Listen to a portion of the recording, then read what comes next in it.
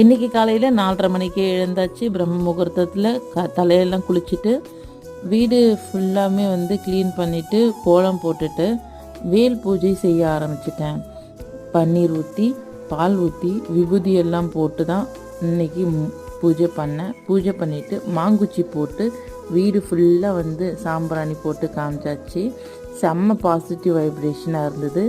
இதே வைப்ஸோட ஒரு சின்னதாக ஒரு மெடிடேஷன் பண்ணிவிட்டு ஊருக்கு கிளம்பிட்டோம். ஊருக்கு போகும்போது ஒரு ரம்யமான சூழல் இருந்தது. அப்படியே முருகர் கோயிலுக்கு போயிட்டு இந்த வருஷம் நமக்கு சிறப்பாக அமையணும்னு ஒரு வேண்டுதல் வேண்டிக்கிட்டு கிளம்பிட்டேன். வீட்டுக்கு கிளம்புனதும் அச்சு அவங்க அப்பாவுக்கு செம்பருத்தி பூ பறித்து பொக்கே செஞ்சுக்கிட்டு இருந்தார்.